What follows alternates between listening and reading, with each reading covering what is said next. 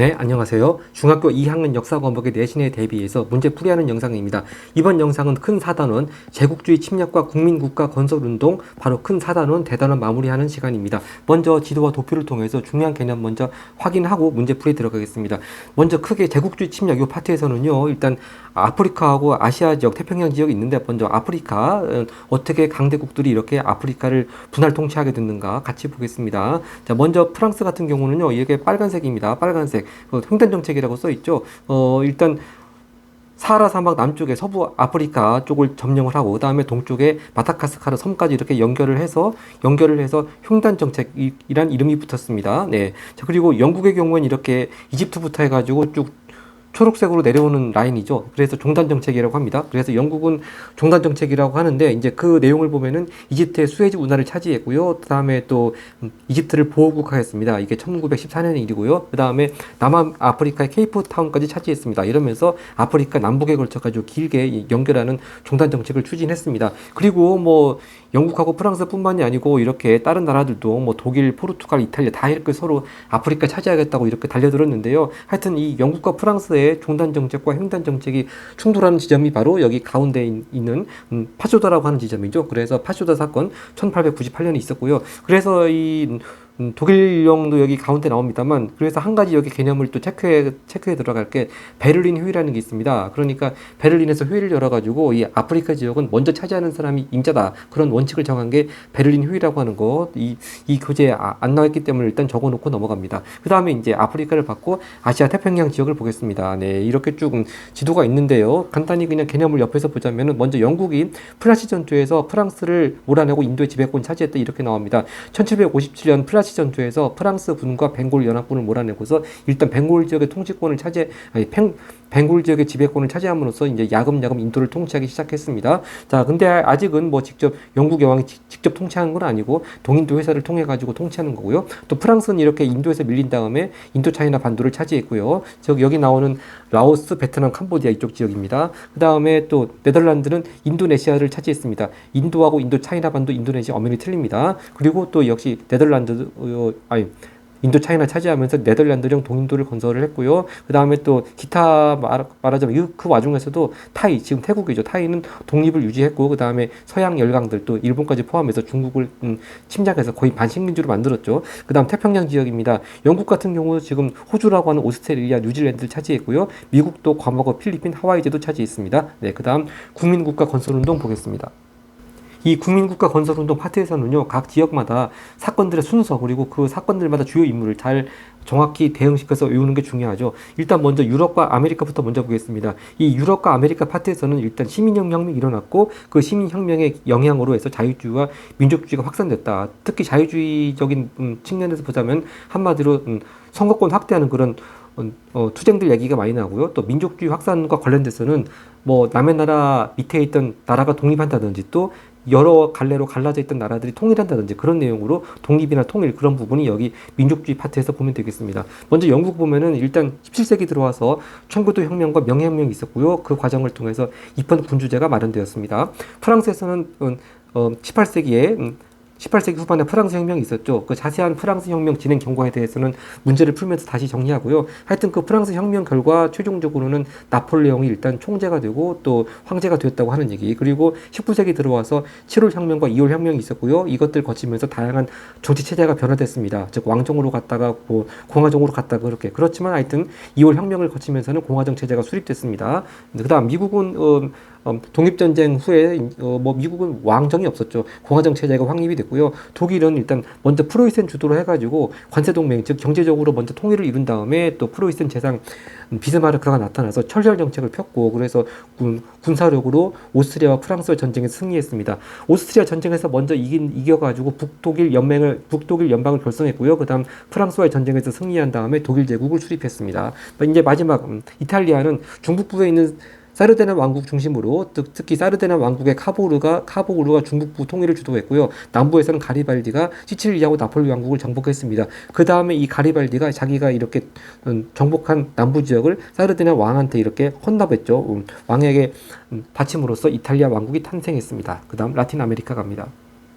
네, 라틴 아메리카에서 가장 먼저 독립한 나라는 프랑스로부터 독립한 아이티고요. 그다음 볼리바르라고 하는 사람은 바로 베네수엘라, 콜롬비아, 볼리비아 등 5개 나라의 독립에 또 큰 기여를 했습니다. 그다음 서아시아와 인도 지역입니다. 먼저 오스만 제국, 그 잘 나가던 오스만 제국도 19세기 들어와서 쇠퇴하기 시작했고요. 그래서 개혁 작업의 일환으로 일단 술탄의 주도와의 탄지마트 운동이 있었고, 그리고 그 과정에서 또 재상 미드하트 파샤의 입헌 정치 추진이 있었습니다. 그러나 제대로 성공하지 못하고 후에 다시 술탄의 전제 정치가 강화되었고 19세기 초반 들어와서 청년 튀르크당이 무장 봉기가 일어나서 한때 입헌 정치를 실시했습니다. 그다음 이집트입니다. 그 이집트도 일단 오스만 제국의 지배하에 있었는데요. 오스만 제국이 임명한 총독인 무함마드 알리가 나름대로 거의 독립적인 위치에서 이렇게 근대적 개혁을 주도하고 국력을 회복했습니다. 그래서 그 다음에 오스만 제국으로부터 자치권을 획득을 했고요. 근데 이집트가 건설한 수에즈 운하 때문에 상당히 재정이 악화됐습니다. 그래서 결국은 영국의 보호국이 되었습니다. 그 다음 아라비아 반도입니다. 아라비아 반도는 18세기 일종의 그 아랍 민족 운동이라고 할 수 있는 와하브 운동이 일어났죠. 그러면서 민족 운동으로 발전을 했고요. 나중에 사우디아라비아 왕국의 이념이 되었습니다. 그다음 이란 쪽에서는요, 영국을 상대해서 담배 불매 운동이 일어났고요. 특히 입헌 혁명이라는 용어가 지금 이란과 관련돼서 쓰이고 있습니다. 다음 인도입니다. 인도는 일단 아까 전에 봤듯이 맨 처음에는 동인도 회사를 통해서 영국이 통치했습니다만 그 동인도 회사의 용병들인 세포이들이 일단 좀 종교적으로 인도 사람들을 분열시키려고 하는 그런 의심이 들 만한 사건을 계기로 해가지고 세포이 항쟁이 일어났습니다. 그래서 영국이 세포이 항쟁을 진압한 다음에 아예 동인도 회사를 폐지하고 직접 영국 여왕이 인도를 통치하는 영국령 인도 제국을 수립했습니다. 근데 그 후에 벵골 분할령, 즉 종교에 따라 가지고 서벵골 동벵골로 그렇게 인도를 분열하려고 하는 벵골 분할령이 발표된 이후에 인도 국민회의가 반영 운동을 전개했습니다. 그 다음 아시아로 갑니다. 아시아 지역도 역시요, 각 사건들 순서 그리고 주요 인물들 역시 아는 게 중요한데, 특히 중국이나 일본이나 조선이나 그 구호, 각 사건들 구호도 역시 같이 잘 대응을 시켜서 아는 게 중요합니다. 먼저 중국은 난징 조약으로 개항했죠. 즉 영국과의 1차 아편 전쟁에서 패한 다음에 난징 조약으로 개항을 했고요. 그다음 태평 천국 운동이 있었고, 또 서양북이 따라 배우자는 양무 운동이 있었고요. 또 중국의 제도까지 일본 본타서 다 같이 뜯어 고치자는 변법 자각 운동이 있었고요. 그 다음에 서양 세력을 배척하는 의화단 운동이 있었고, 그 다음에 결국 청나라 왕조를 무너뜨리는 신의 혁명을 거쳐가지고 중화민국이 수립됐습니다. 일본은 일단 에도 막부 시기에 밀 화친 조약과 밀 수호 통상 조약으로 개항을 했고요. 그 다음에 메이지 유신이 있었습니다. 결국 막부가 타도되었죠. 그 후에 이제 제국주의적으로 딴 나라로 침략을 확대해서 청일전쟁을 일으켰고 러일전쟁에서도 승리를 했습니다. 그리고 조선입니다. 일본에 의해서 강화도 조약으로 개항을 했고요. 나름대로 근대적 개혁운동으로 급진개화파가 갑신정변을 일으켰고, 또 1894년에 동학농민운동이 일어났고, 일본의 강요에 의해서 가보개혁과 을미개혁이 있었습니다. 그리고 근대적인 입헌 군주정을 추구하는 독립협회가 활동을 했었고요. 대한제국이 1897년에 수립됐고요. 대한제국에서 추진했던 일련의 개혁 작업을 광무개혁이라고 합니다. 결국 1910년에 일본의 식민지로 병합이 되었습니다. 네, 일단 문제풀이 들어가겠습니다. 대단한 마무리하기, 객관식 첫 번째 문제입니다. 다음 자료와 관련된 사건인데요. 오른쪽 그림은 권리장전을 승인하는 메리와 윌리엄의 모습이다. 자, 권리장전 얘기 나오면 이건 명예혁명 얘기하는 거죠. 명예혁명 1689년에 있었습니다. 자, 그래서 명예혁명, 어떤 제임스 2세를 몰아내고 이렇게 메리와 윌리엄 부부를 공동으로 왕으로 일단 추대하면서 권리장전을 승인하고 이제 명예혁명을 계기로 해서 영국은 이제 입헌 군주제 토대를 마련하게 된 거죠. 의회 승인 없이는 뭐뭐 할 수 없다. 그런 내용으로 권리장전 승인하면서 입헌 군주제 토대를 마련했습니다. 네. 나머지 선지 1번 인민헌장 발표. 인민헌장도 영국에 대한 거긴 합니다만 요거는 바로 19세기의 차티스트 운동 때의 얘기죠. 차티스트 운동, 하층 시민들과 노동자들도 선거권을 달라고 요구한 운동, 바로 차티스트 운동 때 발표된 것이 인민헌장이 되겠습니다. 그 다음 2번 보스턴 차사건, 이건 미국 얘기죠. 미국 독립혁명 때, 독립전쟁 때 바로 독립전쟁의 발단이 된 보스턴 차사건, 이건 미국 얘기하는 거고요. 3번 루이 필리페를 왕으로 추대한 사건은 바로 프랑스의 7월 혁명이죠. 네, 프랑스의 7월 혁명입니다. 네, 일단 샤를 10세의 전제 정치에 대항해서 1830년에 7월 혁명이 있었고요. 거기서 루이 필리프를 왕으로 추대했습니다. 그렇지만 곧 2월 혁명을 통해 가지고 루이 필리프도 왕에서 쫓겨나죠. 그다음 4번 국민공회가 공화정 선포했다. 이건 프랑스 혁명의 과정 중이죠. 프랑스 혁명 중의 과정입니다. 특히 이제 그 순서가 국민의회, 입법의회, 그다음 국민공회죠. 입법의회 때 일단 민중들이 왕궁을 습격을 해서 일단 왕권이 정제가 되고, 그러면서 국민공회가 공화정을 선포했고, 또 국민공회에서 그 과정에 그 그 시기에 로베스피에르의 공포 정치가 또 있었습니다. 하여튼 이건 프랑스 혁명 과정 잘 순서 일단 외워야 되겠습니다. 2번 갑니다. 다음 회의가 개최된 배경인데요. 다음 회의가 대륙회의. 대륙회의 하면 미국 독립전쟁 때 나온 얘기죠. 자, 그러면 일단 보겠습니다. 1번 빈 체제가 수립된 건 이건 오스트리아에서 오스트리아 빈에서 바로 메테르니 주도하에 바로 프랑스 혁명 이전으로 정치 체제와 영토를 되돌리자 그런 체제가 빈 체제고요. 2번 선지 나폴레옹이 대륙 봉쇄령 내린 것도 이것도 프랑스와 관계된 거니까 미국과 관계가 없고요. 3번 찰스 1세가 전체 정치 시행했다. 이거는 청교도 혁명의 발단이 된 거죠. 네. 영국에서 청교도 혁명의 발단이 된 것이 찰스 1세의 전체 정치고요. 4번 이게 답이네요. 네. 영국의 식민지 바로 미국 식민지에 대한 통제를 강화했습니다. 그 내용들이 이제 인지세 차세 같은 것을 막 부과를 했고요. 거기에 대항해서 또 이렇게 아까 전에 봤던 보스턴 차 사건이 있었죠. 차 사건. 그래서 더더욱 이제 영국 정부의 탄압이 심하드니까 아까 전에 탄압이 심하드니까 이렇게 대륙회의가 개최가 됐고 나아가서 이제 독립전쟁이 시작이 되었습니다. 그리고 5번 남부의 여러 주가 연방 탈퇴를 선언했다. 이것도 미국에 대한 것이 맞긴 맞습니다만 이거는 이제 미국에서 링컨 대통령이 취임한 이유입니다. 링컨 대통령 취임한 후에 이렇게 링컨은 원래 노예제 반대했기 때문에 링컨이 취임하니까 남부의 여러 주들이 연방 탈퇴를 선언했고 그 후에 남북 전쟁이 일어났죠. 네, 그다음 3번 갑니다. 3번 가에 해당되는 인물인데요. 오른쪽 법전 얘기 나옵니다. 법전에는 프랑스 혁명의 이념적 성과가 반영되었으며 뭐 이 사람이 일으킨 전쟁으로 전 유럽에 편파되었다. 자, 요 단원에서 법전 얘기 나오는 건 나폴레옹 법전밖에 없습니다. 네, 나폴레옹입니다. 자, 그러면 일단 답을 보겠습니다. 1번 철혈 정책을 강조한 사람은 철혈하면은 프로이센의 비스마르크죠. 비스마르크. 그리고 2번 노예 해방령 발표한 사람은 방금 전 봤던 미국의 링컨 대통령. 그리고 3번 모스크바까지 대규모 원정 갔었다. 이것이 맞네요. 일단 나폴레옹이 영국을 봉쇄하기 위해서 대륙 봉쇄령을 내렸죠. 대륙 봉쇄령을 내렸는데 거기에 특히 러시아가 잘 따르지 않았습니다. 그래서 러시아를 혼내주기 위해서 러시아 원정 갔습니다만 아주 거기서 아주 큰 실패를 겪었습니다. 네. 그리고 4번 호국경에 취임해서 독재 정치 펼쳤다. 호국경 얘기 나오고 독재 정치 얘기 나오면 바로 청교도 혁명 때 크로멜 말하는 거죠. 크로멜. 자, 그리고 5번 혁명재판소를 통해서 공포정치. 자, 공짜가 들어가면은 프랑스 혁명 과정에서 국민공회 때입니다. 네. 그리고 국민공회 때 공화정 선포했고요. 그리고 이때 공포정치 실시한 사람은 로베스피에르죠. 로베스피에르. 네. 이렇게 다 중요 인물들 다 정리를 하면서 4번 갑니다.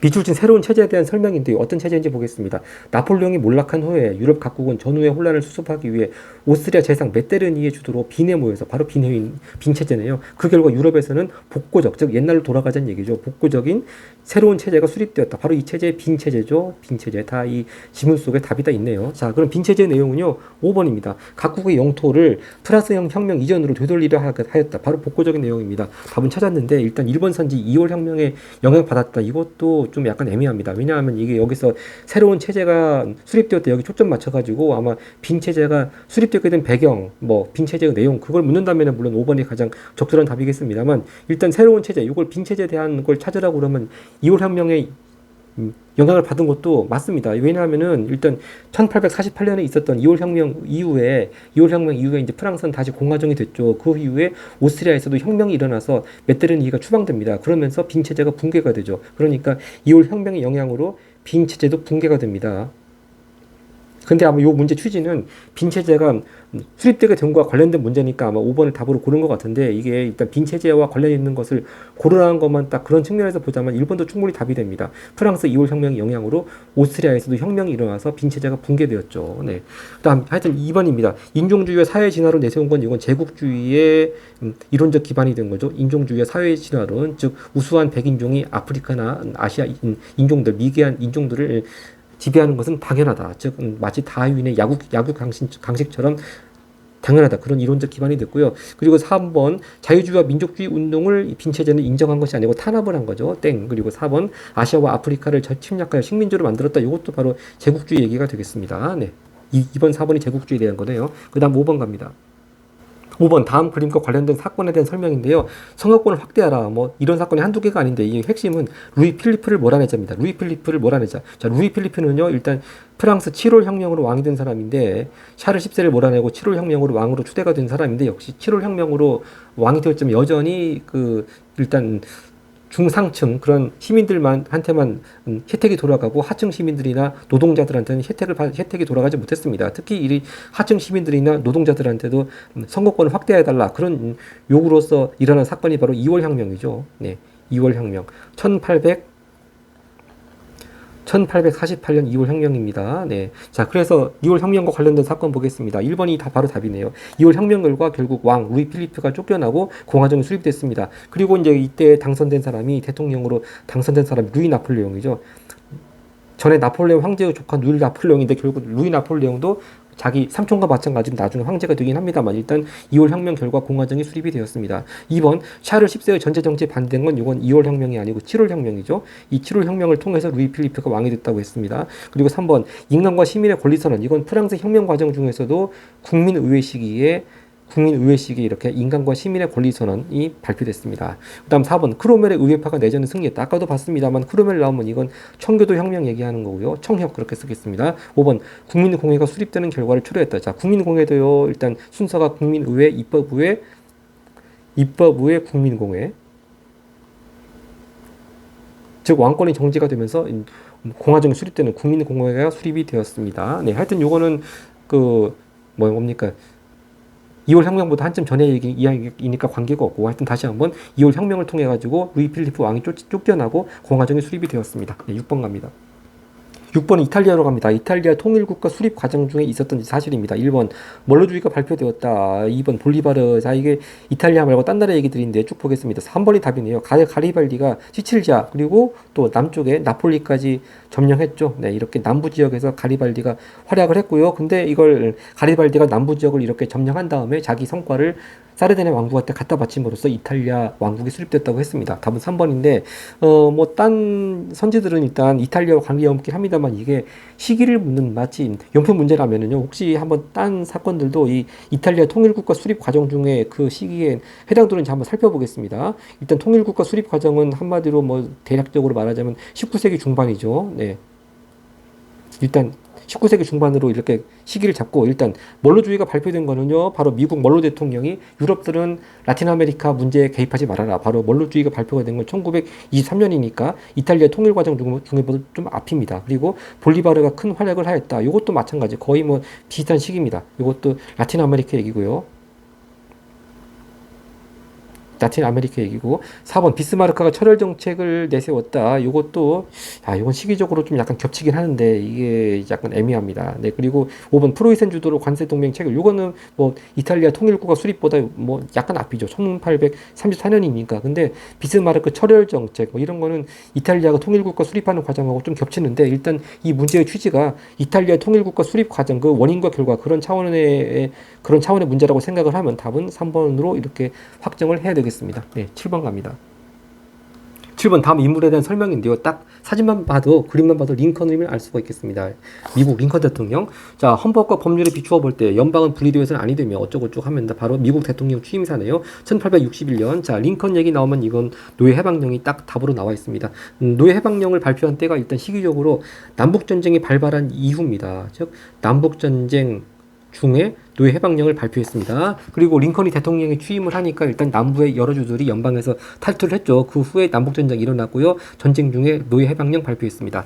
자, 이렇게 답 찾았고 일단 1번 선지 빈회의를 주도한 사람은 아까 봤던 오스트리아의 메테르니히죠. 메테르니히. 그 다음 대륙 봉쇄령 내린 사람은 아까 봤죠. 나폴레옹이고요. 나레 이렇게 쓰겠습니다. 그리고 3번 철을 정책을 내세웠다. 프로이센의 비스마르크. 네. 그리고 5번 라틴 아메리카 독립 과정에서 활약하였다. 대표적으로 볼리바르가 있었습니다. 볼리바르. 네. 이렇게 주요 인물들 정리하고 8번 갑니다. 다음 현상이 끼친 영향으로 옳지 않은 것입니다. 영향으로 옳지 않은 것은인데요. 자, 제임스 와트는 증기기관을 개량했다. 자, 결국 영국의 산업혁명 얘기네요. 이 간단한 개량은 영국의 산업을 엄청나게 발달시켰다. 자, 증기기관이 끼친 영향으로 옳지 않은 것입니다. 1번 산업사회로 바뀌었다. 맞고요. 2번 선대제 공업이 확산됐다. 이 산업혁명은 한마디로 말해서 공장제 기계공업입니다. 공장제 기계공업. 이 선대제 공업이라고 하는 건 아직은 산업혁명 전에 좀 수공업을 하던 시기에 상인들이 수공업자들한테 먼저 재료라든가 도구를 주고 먼저 물건을 만들게 한 거죠. 네, 바로 그런 제도가 선대제입니다. 그러니까 이거는 선대제라고 하는 건 산업혁명 전의 얘기입니다. 산업혁명 전. 네, 답은 2번이 되겠습니다. 3번 선지 교통수단이 크게 변화됐죠. 이렇게 증기기관을 이용을 해서 증기기관차도 만들어졌고 또 증기선도 만들어졌죠. 네, 그러면서 이렇게 대량으로 만들어진 물건을 또 빨리 값싸게 이동을 할 수 있게 됐고요. 자, 그리고 4번 우리가 4번 봤듯이 이렇게 기계를 움직여줄 동력을 이렇게 획기적인 동력을 개발해 줌으로써 더욱더 공장제 기계공이 발달을 했고요. 그리고 산업혁명을 통해 가지고 이제 급격하게 가장 먼저 혜택을 받은 산업이 면직물 생산이라고 했습니다. 네, 목과 솜을 이용해 가지고 옷감을 만드는 산업, 모직물이 아니고 면직물 생산 바로 가장 크게 영향을 받았습니다. 바로 산업혁명 초창기에 바로 그 면직물 생산과 관련돼서 발명된 기계들이 바로 방직기 같은 것들이죠. 네. 방직기 다 면직물 생산과 관련이 있습니다. 네, 그 다음 9번 갑니다.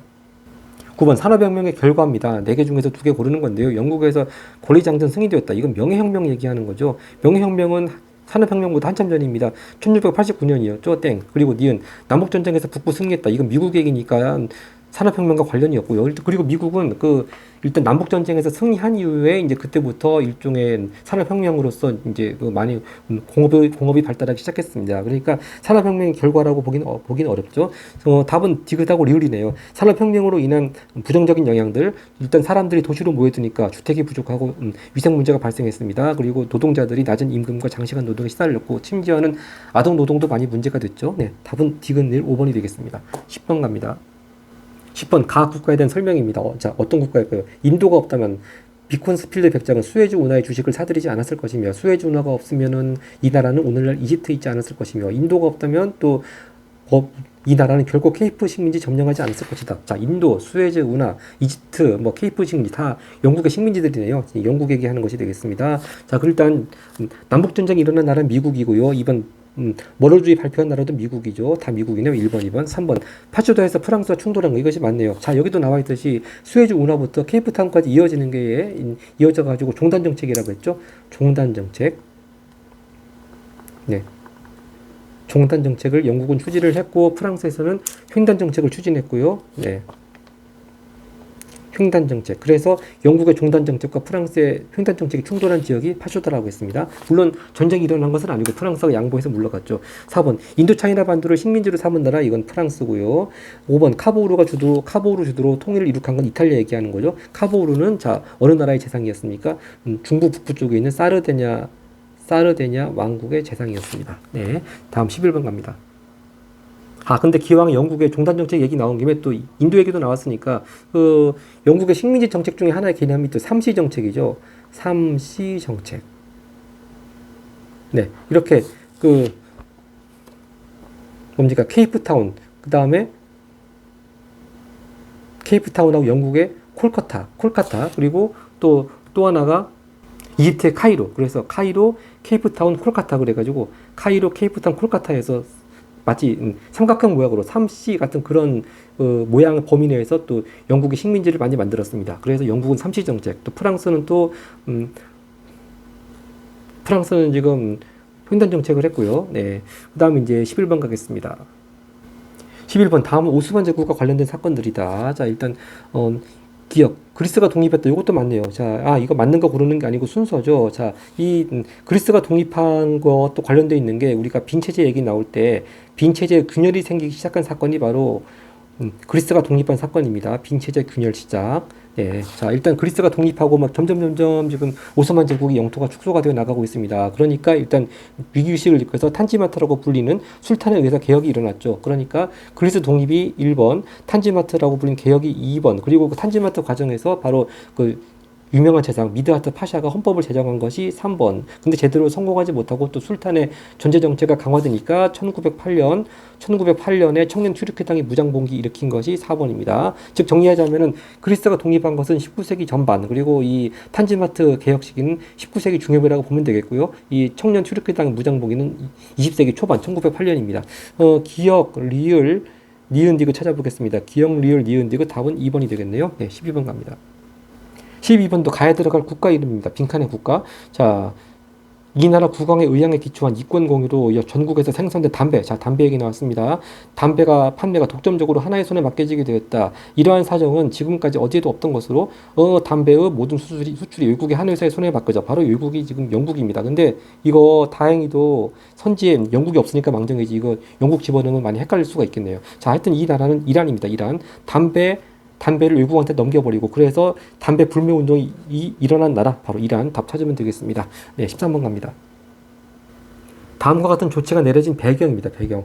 이제부터 빅토리아 여왕님이시네요. 네, 영국 빅토리아 여왕 직접 인도를 통치한다.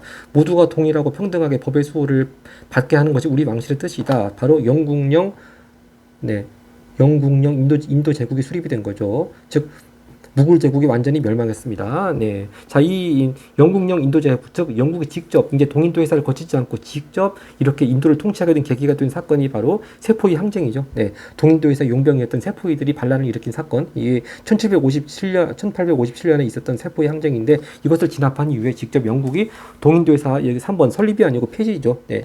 동인도 회사를 폐지를 하고 직접 영국이 인도를 통치하게 됐습니다.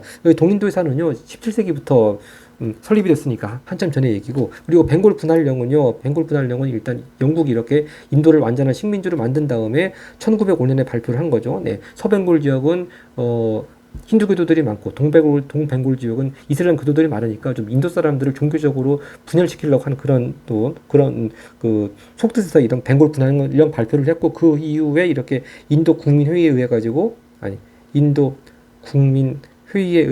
반영 운동이 일어났다고 했습니다. 네, 영국에 반대하는 운동. 자, 그래서 여기 4번이 바로 인도 국민회의가 나오네요. 일단 인도 국민회의가 처음에 조직이 된 거는 일단 영국령 인도 제국이 수립이 난 다음 조직됐고요. 처음 인도 국민회의를 구성한 사람들은 어느 정도 인도 지배를 인정한 사람들로 구성이 됐는데 이렇게 벵골 분할령이 발표된 이후에 반영 운동으로 돌아섰다고 하는 얘기고요. 그리고 5번 플라시 전투에서 영국이 승리했다. 이것도 한참 전의 얘기입니다. 전에 소단원 때도 얘기했습니다만 바로 1757년 플라시 전투에서 영국이 누구한테 승리했습니까? 프랑스한테 승리를 해서 일단 벵골 지역부터 영국이 통치권을 차지했죠. 맨 처음엔 직접 다스리는 것이 아니고 동인도 회사를 통해 가지고 다스리면서 야금야금 다스리는 지역을 넓혀갔다고 했습니다. 네, 그러니까 이 인도에 대한 얘기 나오면 제일 첫 번째 단계가 이렇게 물론 동인도 회사가 설립이 나오면 일단 동인도 회사가 제일 처음이고, 그 다음 단계가 만약에 동인도 회사 얘기가 없으면 플라시 전투가 제일 첫 번째 단계입니다. 네, 14번 갑니다. 14번, 네, 가에 들어갈 말로 옳은 것인데요. 네, 벵골 얘기 나왔네요. 아주 큰 불만을 품고 있습니다. 그것은 영국인의 잔인하고도 어리석은 행동입니다. 이것이 바로 벵골 분할령이죠. 네, 벵골 얘기 나왔으면 벵골 분할령입니다. 네, 그래서 이제 반영운동에서 채택한 4대 강령이 있습니다. 스와데시, 국산품 애용은 경제적 혼란 상태 어쩌고 나왔습니다. 이 스와데시 말고 뭐 스와라지도 있고요. 뭐 4대 강령이 있었죠. 스와라지는 자치권 획득하자고 하는 운동. 하여튼 이런 반영운동에 의해 가지고 결국 영국은 벵골 분할령을 취소를 하게 되죠. 하여튼 답은 여기 벵골인한테 큰 불만을 품게 한 발표, 벵골 분할령이 되겠습니다. 자, 인도 제국 뭐 자체가 이렇게 벵골인에게 불만을 품겠다, 뭐 그렇고, 그다음에 세포 항쟁은 아까 전에 봤지만 이제 영국이 직접 인도를 통치하게 되는 계기가 된 사건 세포 항쟁이라고 했고요. 3번 플라시 전투는 바로 인도가 프랑스를 물리치고 이제 벵골 지역부터 인도에 대한 지배권을 차지하게 된 첫 번째 사건이 플라시 전투라고 했습니다. 그리고 인도 국민회의 처음에 인도 제국이 수립된 이후에는 일단 영국의 지배를 인정하는 사람들로 구성이 되었다가 이렇게 벵골 분할령으로 인해 가지고 반영 운동으로 돌아섰다고 하는 것인데, 이 인도 국민회의 자체가 벵골인한테 인도 국민회의에 대해서 벵골인이 아주 큰 불만을 품고 있었던 것은 아니죠. 네, 잘 구별을 해야 되겠습니다. 15번 갑니다. 네, 이것도 5번 선지도 이게 인도 국민의회가 아니고 인도 국민회의죠. 네. 다음 15번 가겠습니다. 다음 조약이 체결된 배경입니다. 자, 드디어 개항하게 된 동아시아 나라들이 개항하게 된 조약들 나오기 시작했습니다. 광저우, 푸저우, 상하이, 중국 얘기 나오는 거죠. 5개 항구 통상어가 홍콩을 영국에 할양한다. 영국 상인 누구와도 통상할 수 있다. 자, 전에는요, 그 청나라 때에는 공행이라고 하는 광저우의 공행이라고 하는 곳을 통해서만 서양과 무역을 할 수 있었는데, 일단 이 난징 조약을 통해서 이 공행을 폐지를 했죠. 공행 폐지. 그 다음 청나라가 당연히 전쟁에서 졌으니까 배상금 지불해야 되고요. 또 영국 상인이 납부하는 관세를 상호 의논한다. 자, 관세는요, 수입하는 나라에서 정부가 정하는 것인데 그게 정상인데, 이렇게 영국하고 협정을 해서 관세를 논하면 당연히 관세를 비싸게 부과할 수 없죠. 자, 이런 내용부터가 다 불평등 조약이라는 얘기입니다. 이런 내용들이 있는 조약, 난징 조약이죠. 난징 조약. 네. 1842년이고요. 네. 자, 이 난징 조약이 체결된 배경이니까 청나라가 영국한테 아편 전쟁에서 졌기 때문이죠. 1차 아편 전쟁에서 패했습니다. 네. 답을 찾았고요. 순서가 여기도 다 이게 중국에 대한 거는 1번, 2번, 3번, 4번이니까 아니, 다 그런 것이 아니네요. 일단 아편 전쟁에서 중국 1차에서 패했고 또 2차에서도 패했고 그래서 서양 무기의 우수성을 알아가지고 서양 무기 따라 배우자는 운동, 양문동이 전개가 되었고 그다음에 운요 사건은 바로 강화도 조약을 체결하게 된, 즉 일본이 조선을 강제로 개항시키게 된 그 배경이 된 사건이죠. 네. 운요 사건에 의해 이 운요 사건 이후에 강화도 조약이 체결됐고요. 자, 3번 태평천국 운동은 1950년대부터 일어난 운동입니다. 네, 난징 조약의 배경이 될 수가 없습니다. 오히려 난징 조약 이후에 이렇게 배상금을 막대하게 물어줘야 되고 하니까 더욱더 청나라 재정이 안 좋아지고 그러다 보니까 더욱더 농민들의 부담은 가중되니까 정부에 대한 불만도 높아졌어. 그것이 오히려 태평천국 운동의 배경이 된 거죠. 네. 태평천국 운동이 난징 조약의 영향이라고 볼 수 있지만 난징 조약의 배경은 될 수 없는 거죠. 네. 그다음 5번 미국의 페리 제독이 계약을 요구한 건 이건 일본에 대한 겁니다. 그래서 제일 처음으로 페리 제독의 계약 요구에 의해 가지고 미일 화친 조약이 체결됐죠. 미일 화친 조약. 1854년 아직은 이때는 에도 막부 때가 되겠습니다. 네, 16번 갑니다.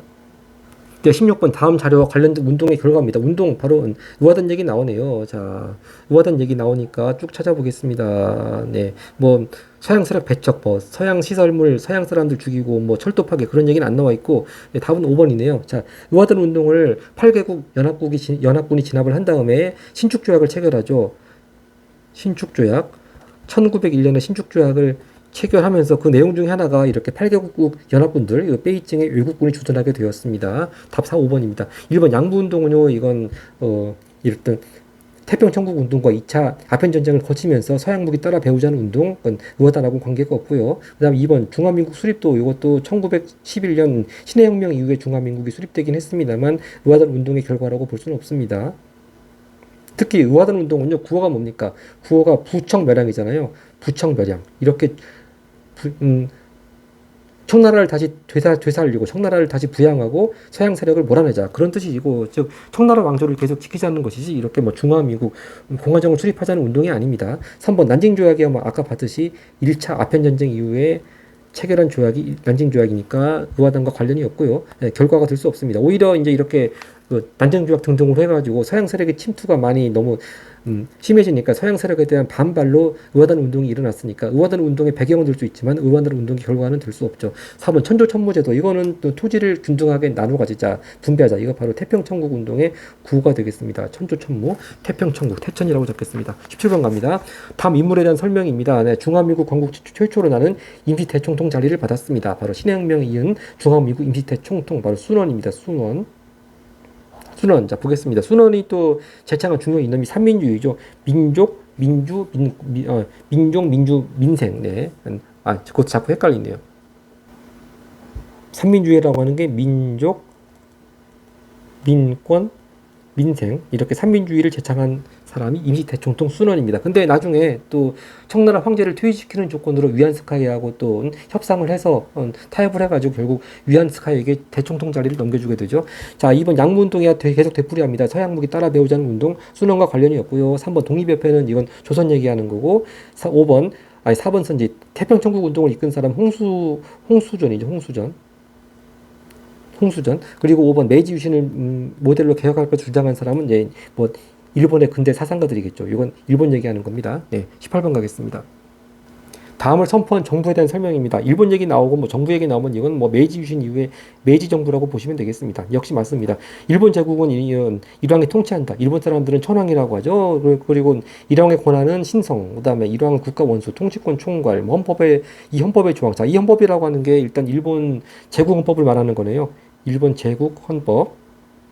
네, 1889년에 제정이 되었죠. 네, 그 헌법 얘기하는 것이고 바로 그 다음에 1890년에 제국의회도 이렇게 개설이 됐습니다. 자, 그 메이지 정부에 대한 거 찾아보겠습니다. 1번 답이네요. 일단 막부 때에는 에도 막부 때에는 각 영주들이 통치하는 번을 두고 있었는데 번을 다 폐지를 하고 폐번하고 직접 중앙에서 관리를 파견하는 지방제도로 현을 두었습니다. 현. 그래서 폐번 치현이라고 하죠. 메이지 정부의 중요한 중앙 집권적인 제도입니다. 1번 답입니다.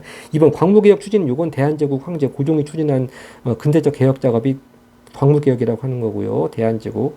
자, 그리고 3번 태평천국운동 진압. 이건 뭐 청나라가 진압한 거고요. 4번 중화미국 중화미국 수립을 선포했다. 이거는 아까 전에 봤던 순원이 난징에다가 이렇게 중화민국 수립을 선포했죠. 그리고 5번 미국과 미일 화친조약을 체결한 때는 아직 메이지 유신 전입니다. 아직 에도 막부일 때입니다. 에도 막부일 때 1854년이죠. 그래서 이 메이지 유신이 일어난 시기 일단 요즘은 상당히 유용합니다. 1868년에 이렇게 메이지 유신이 일어나서 이때부터 메이지 정부가 시작이 되었습니다. 다음 페이지 갑니다. 네, 19번도 어떤 조약에 대한 얘기가 나오는데요. 이건 개항하는 조약이 아닙니다. 러시아 얘기 나오고 한국에 있어서 일본의 우월권을 승리한다. 왜 그랬겠습니까? 러시아가 일본한테 전쟁에서 졌기 때문이죠. 바로 러일 전쟁에서 일본이 승리했기 때문입니다. 답 4번으로 연결되겠습니다. 러일 전쟁에서 승리했다. 이때가 1905년이 되겠고요. 그럼 이 러일 전쟁 이후에 이렇게 체결된 조약 이름은 포츠머스 조약이죠.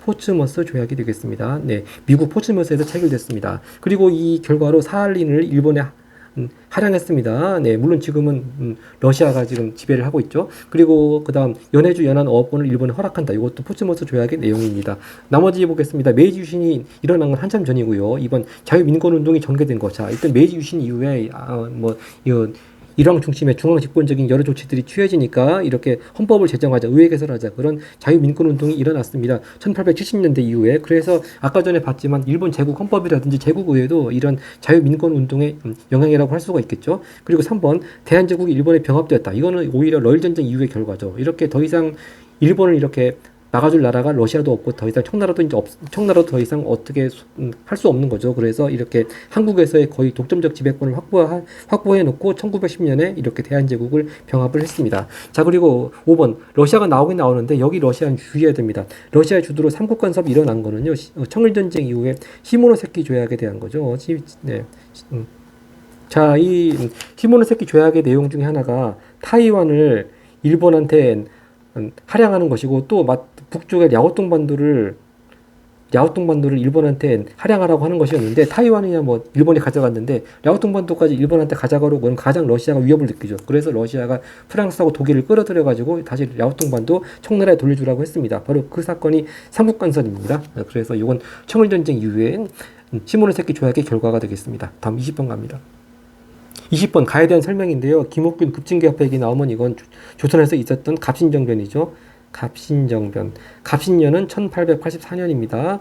자, 갑신정변에 대한 설명 찾아보겠습니다. 네, 갑신정변은 일본의 메이지 유신을 모델로 삼았습니다. 그래서 제도까지 완전히 뜯어고치자. 그런 취지로 중국에서 일어났던 운동이 또 변법장각 운동이 또 있었죠. 자, 일본 별기군은요, 갑신정변이 일어나기 전에 1881년에 신식군들을 만들었다가 이모군란 때 폐지가 됐습니다. 네, 별기군요. 근데 중학교 세계사에서는 이모군란이 안 나오니까 이거 뭐 그냥 제가 이모군란 때 폐지 이렇게만 쓰겠습니다. 바로 구식군인들과 차별 때문에 이모군란이 일어나면서 폐지가 됐고요. 2번 만민 공동의 여론 단체는 독립협회고요. 네, 물론 독립협회 회원들이 회원들 중에 서재필 등등 갑신정변에 참여한 사람들도 뭐 있습니다만 하여튼 독립협회는 갑신정변 훨씬 이후의 일이고 그 다음에 중체서용 즉 중국 제도는 그대로 두면서 서양 기술 따라 배우자 바로 이건 양부운동의 구호죠. 중체서용. 그 다음 대한국 양부운동. 4번 대한국 국제 반포한 건 이건 대한제국 때고요. 대한제국. 바로 대한제국은 황제가 절대적 권한을 가지는 전제 군주 체제다. 그런 걸 강조한 내용이 대한국 국제가 되겠습니다. 21번 갑니다. 네, 바로 21번이 다음 반포한 정부. 이거 바로 대한국은 뭐 만세 불변의 전제 정치 어쩌고 황제가 다 모든 권한 다 가지고 있다는 거. 이것이 바로 대한국 국제네요. 대한국 국제. 네, 대한국 국제는 1899년에 반포가 되었습니다. 자, 결국 대한제국 정부 얘기하는 겁니다. 고종 황제, 광무 황제의 정부. 답은 3번이네요. 자, 고종의 연호를 따라가지고 고종이 추진한 정책을 광무개혁이라고 했습니다. 자, 1번 갑신정변 방금 전에 봤습니다만 대한제국보다 훨씬 전이고요. 2번 감호개혁도 1894년에서 95년 사이 있었습니다. 대한제국은 1897년부터니까 이때는 아직 대한제국 전입니다. 그리고 4번 독립협회 조직된 것도 1896년이라서 대한제국보다 전이고요. 5번 강화도 조약도 1876년 조선의 최초로 개항한 조약 훨씬 전입니다. 네, 서술형 갑니다. 서술형 22번입니다. 다음 프랑스 혁명 전의 신분제입니다. 자, 이렇게 아주 허리가 구부러지면서 이렇게 귀족하고 성직자를 떠받들고 있는 가신분 바로 제3신분이라고 그랬습니다. 제3신분이 일단 국민의회를 구성하게 된 배경. 네, 먼저 3부회에서 머릿수 표결을 주장이 받아들여지지 않으니까 제3신분 사람들이 따로 모여서 국민의회를 구성했죠. 그거 한번 쓰면 되겠습니다. 네, 이렇게 루이 16세가 3부에 소집했습니다만 제3신분이 요구한 거 머릿수 표결 욕구가 받아들여지지 않으니까 따로 독자적으로 국민의회를 구성하게 된 거죠. 23번 갑니다. 23번 다음 그럼 영국 웨일스 벽화라고 하는데요. 21세기 이상 모든 남성의 투표권 얘기가 나오고 또 하원 의원에게 보수지급 이런 얘기 나오면 이거는 차티스트 운동 때가 되겠습니다. 네, 일단 답을 보겠습니다. 위 그림이 가리키는 운동의 명칭 차티스트 운동이죠. 네, 이렇게 차티스트 운동의 배경으로 영국에서 일자 선거법 개정이 일단 이루어졌는데요. 그것만 가지고는 아직 하층 시민들과 노동자들은 선거권을 부여받지 못했습니다. 24번 갑니다. 네, 24번 제가 해설지에 붙여왔습니다. 1차 아편 전쟁이 일어난 배경, 자, 인도산 아편을 중국에다 판매한 걸 단속하니까 영국과 전쟁이 일어나고 청나라가 패했고 난징조약이 체결됐습니다. 네, 감사합니다.